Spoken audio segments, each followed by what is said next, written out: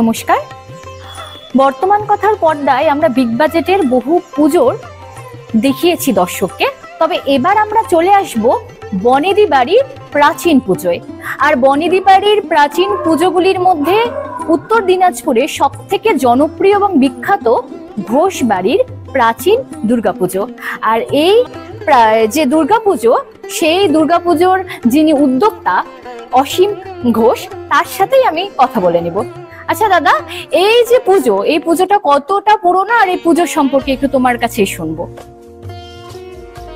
এই পুজো আমাদের দেশ স্বাধীন হওয়ার প্রাক্কালে, যখন ভারতবর্ষ স্বাধীনতা অর্জন করার ঠিক পাঁচ মুহূর্তে দাঁড়িয়ে আছে,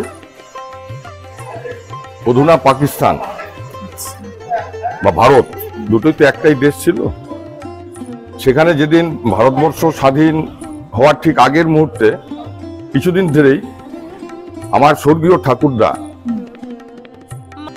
সতীশচন্দ্র ঘোষ মহাশয় এবং এই এলাকার বিশিষ্ট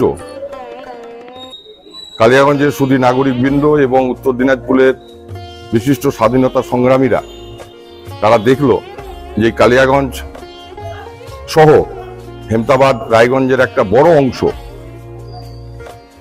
পাকিস্তানে অন্তর্ভুক্ত হতে চলেছে। তখনই ঠাকুরদা মনে মনে মা দুর্গার কাছে প্রার্থনা করেছিলেন যে যদি কালিয়াগঞ্জ সহ হেমতাবাদ সহ এবং রায়গঞ্জের এই বিশাল অংশ পাকিস্তানে অন্তর্ভুক্ত না হয়, তাহলে আমি বাড়িতে মা দুর্গার মন্দির প্রতিষ্ঠা করে পূজা শুরু করব। এবং সেই সময় সতীশচন্দ্র ঘোষ সহ আরো প্রচুর মানুষের আন্দোলনের ফলে আমাদের এই সমস্ত এলাকা পাকিস্তানে পড়েনি, অধুনা বাংলাদেশে পড়েনি, বর্তমানে সেই এরিয়া বাংলাদেশ পড়েনি।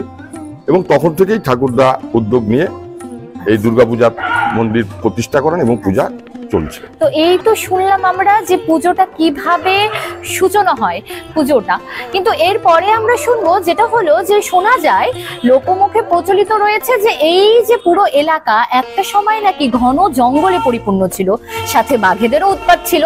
তো ওই সময়টার কিছু স্মৃতি বা বাবা ঠাকুরদাদের কাছে শোনা কিছু গল্প আপনার মুখ থেকে শুনবো।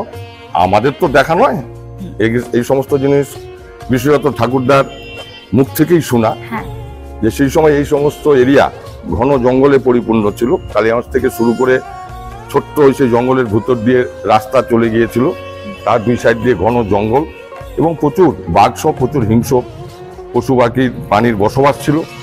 সেই সময়টাতে মানে এলাকার লোকরা একদিক দিয়ে দুর্গাপূজা বা দুর্গা মন্দির প্রতিষ্ঠা করার জন্য এলাকার সাধারণ মানুষেরা তারা একদিক দিয়ে ওই খালি টিন বাজিয়ে বাজিয়ে অগ্রসর হতেন এবং তারপরে জঙ্গল কেটে কেটে পরিষ্কার করে এখানে দুর্গা মন্দির প্রতিষ্ঠা করে সেই থেকে আমাদের দুর্গাপূজাটা শুরুয়াতটা হয়। এবং পঞ্চমীর দিনে আমাদের ওই রেওয়াজ এখনো আছে, খালি টিন বাজিয়ে তারপরে আমাদের দুর্গাপূজা সূত্রপাতটা হয়।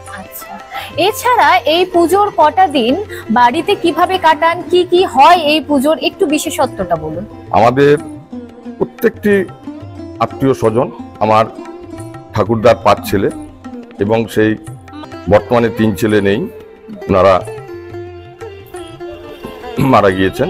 2 ছেলে বসবাস করছেন, আমার সেজ কাকু এই পাশের বাড়ি, অরবিন্দ ঘোষ এবং হীরেন্দ্রনাথ ঘোষ সহ আমাদের প্রত্যেকেরই আত্মীয় স্বজন, ভাই ভাস্তা, ছেলে মেয়ে, কেউ হয়তো কর্মসূত্রে, কেউ ব্যাঙ্গালোর, কেউ আমেরিকা, কেউ বা পুনে, বিভিন্ন জায়গায় কর্মব্যস্ত থাকে। কিন্তু এই পূজার সময় এই গতকাল থেকেই শুরু হয়ে যাবে সবাই বাড়িতে ফিরে আসার পালা।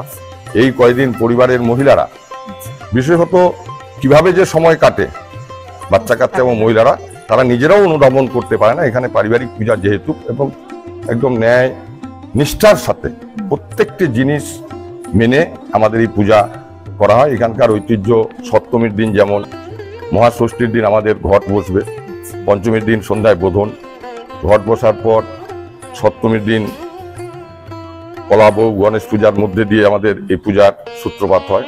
এবং সপ্তমীর দিন মায়ের 7 রকম খিচুড়ির সাথে 7 রকম সবজি সহ মায়ের অন্ন মানে খিচুড়ি ভোগ হয় এবং এলাকার মানুষ সবাই সেই ভোগ প্রসাদ অংশগ্রহণ করেন। যদিও বা বিশেষত বারবারই উৎসব নয়, এলাকার একটা সার্বজনীন পূজা, এবং প্রত্যেকটি হিন্দু ধর্মের মানুষ, মুসলিম ধর্মের মানুষ, খ্রিস্টান, বৌদ্ধ, জৈন সবাই ছুটে আসে এই পূজাকে উপলব্ধি করার জন্য। আর অষ্টমী পূজার দিন তো আমাদের মা দুর্গার যে মেইন পূজা, সেদিন সন্ধি পূজা থেকে শুরু করে, যজ্ঞের মধ্যে দিয়ে সন্ধি পূজা থেকে শুরু করে, এবং নবমীর দিন কুমারী পূজা, বিশেষত্ব যেটা আচ্ছা, কুমারী পূজার পর করে এবং যজ্ঞ করার পর আমাদের নয় পূজা সমর্পণ হয়, এবং দশমীর দিন আমরা প্রতিমা আমাদের থেকে যায়, আমরা ফুল এবং বেলপাতা যেগুলো সেগুলো বিসর্জন দিয়ে আমরা বিসর্জনটা করি। তাহলে একেবারেই তাই শুনলেন, ঘোষবাড়ির পুজো মানে বরাবরই বাঙালির এই যে জেলাবাসী তার কাছে কিন্তু একটা আবেগ, কারণ এই পুজোর পুরনো অনেক প্রাচীন পুজোগুলির মধ্যে অন্যতম। তো এই তো গেল পুজোর যে ইতি কথা, সেটা আমরা শুনলাম, কিন্তু এবার শুনবো দাদার মুখে, সেটা হচ্ছে ছোটবেলার পুজো। ছোটবেলার পুজোটা তোমার কাছে কেমন ছিল? প্রাচীন এই ঘোষবাড়ি পুজোর বংশ পরম্পরা ধরে যিনি প্রতিমা তৈরি করে আসছে, সেই প্রতিমা শিল্পীর সাথে কথা বলে নিই। আপনার নাম কি? রামনাথ। আচ্ছা, তো প্রায় কত বছর ধরে এই প্রতিমাটা তৈরি করে আসছে এই পুজো? এটা তো তৈরি করতো আমার বাবা, বাংলাদেশ থেকে আইসে তৈরি করতে। হ্যাঁ হ্যাঁ, এইটা তৈরি করতো বাংলাদেশে। তার বাবা যাওয়ার পর থেকে আমরাই করে যাচ্ছি আর কি, বহুদিন হলো। যতদিন পুজো আরম্ভ হচ্ছে করে যাচ্ছে আর কি। কত বছর তা হবে? হয়তো 70-75 বছর তো হবেই। আমার এখন 63-64 বছর চলতেছে। এই প্রতিমাটা মূলত কিভাবে, মানে সাবিত্রী আনার হ্যাঁ, শাড়ি দিয়ে ঘরে তৈরি হয়ে যাচ্ছে।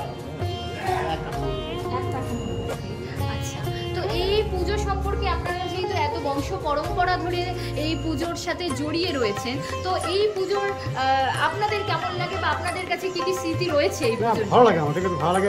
গ্রামের একটা পাড়ার পূজা, হ্যাঁ ভালো লাগে, খুবই ভালো লাগে। আর আমাদের সাথে এই মানে সম্পর্কটা একটু আলাদা ছোটবেলা থেকেই। হ্যাঁ, পরিবারের সাথে আমাদের সম্পর্কটা একটু আলাদা আছে, তো এই জন্য এরা মানে না বললেও আমরা তৈরি করবো।